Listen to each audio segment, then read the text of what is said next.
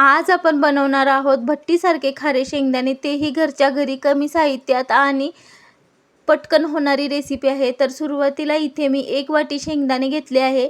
हे आपण एका कुकरमध्ये घालून 1.5 वाटी पाणी घालून त्यानंतर त्यामध्ये 1 चमचा मीठ टाकलेला आहे आणि हे मिश्रण गॅसवर ठेवून 1 शिट्टी करून घेतलेली आहे। अशा प्रकारे आपल्या कुकरला 1 शिट्टी झाल्यानंतर गॅस बंद करून थोड्या वेळानंतर आपण कुकर उघडून घेतलेला आहे। त्यानंतर हे शेंगदाणे आपण एका चाळणीच्या साहाय्याने गाळून घेणार आहोत। शेंगदाणे आणि पाणी वेगळे करून घेणार आहोत आणि उरलेले शेंगदाणे हे आपण एका नॅपकिनवर घालून 10 ते 15 मिनिटांसाठी वाळवून घेणार आहोत। शेंगदाणे अगदी परफेक्ट शिजलेले आहेत। इथे आपल्याला शेंगदाण्याला ओव्हर कुक देखील करून घ्यायचे नाहीत। अशा प्रकारे आपण आता नॅपकिनवर हे शेंगदाणे घालून घेऊयात। इथे मी 10 ते 15 मिनिटांसाठी शेंगदाणे फॅन खाली ठेवले होते।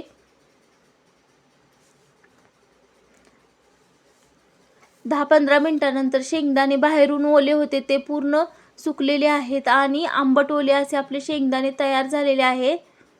इथे आपले शेंगदाण्याची साईज देखील मोठी झालेली दिसत आहे। त्यानंतर एका कढईमध्ये अर्धे वाटी खाण्याचे मीठ घातलेले आहे। हे मीठ आपण 10 ते 15 मिनिटांसाठी गरम करून घेणार आहोत। मीठ आपले चांगले गरम झाल्यानंतर आपण यामध्ये अर्धे शेंगदाणे आत्ता सध्या भाजून घेणार आहोत।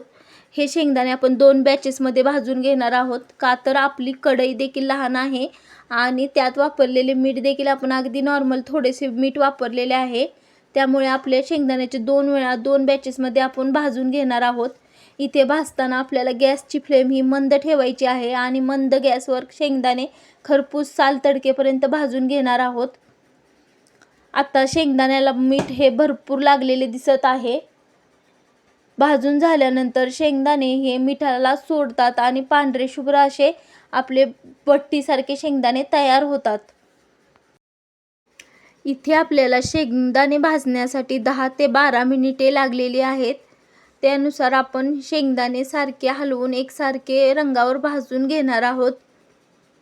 अशा प्रकारे आपले शेंगदाणे आता अगदी खरपूस साल तडकेपर्यंत साल आपोआप सुटत आहे। अशा प्रकारे खरपूस भाजून झालेले दिसत आहेत। त्यानंतर आपण एका झाऱ्याच्या साहाय्याने मिठातील शेंगदाणे वेगळे करून घेणार आहोत। अशा प्रकारचा झारा वापरल्याने शेंगदाणे सहजरित्या बाजूला काढून घेता येतात। उरलेल्या मिठामध्ये उरलेले पूर्ण शेंगदाणे घालून आपण सर्व शेंगदाणे एकसारखे भाजून घेणार आहोत। हे मीठ आपण पुन्हा देखील शेंगदाणे भाजण्यासाठी वापरू शकतो, त्यामुळे या मिठाला टाकून देण्याची गरज पडत नाही। अशा प्रकारे आपले शेंगदाणे भाजून तयार झालेले आहे। त्यानंतर आपण हे देखील शेंगदाणे झाऱ्याच्या साहाय्याने काढून घेऊयात। अशा प्रकारे आपण भट्टीसारखे शेंगदाणे घरच्या घरी तयार करू शकतो। शेंगदाण्यांना गरिबाचे बदाम म्हणले जातात। तसेच हे शेंगदाण्यामध्ये भरपूर प्रमाणात प्रोटीन्स असतात। शिवाय यामध्ये स्निग्ध पदार्थाचा स्रोत असल्यामुळे आपल्या शरीरासाठी भरपूर फायदेशीर आहे।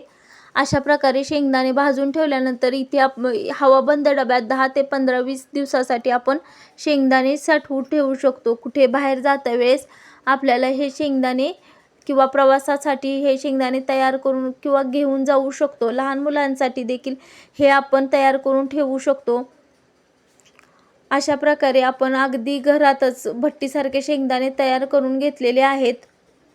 हे शेंगदाणे अगदी भट्टीसारखे खरपूस असे झालेले आहेत। रेसिपी नक्की ट्राय करा। व्हिडिओ आवडल्यास लाईक, शेअर अँड सबस्क्राईब। धन्यवाद।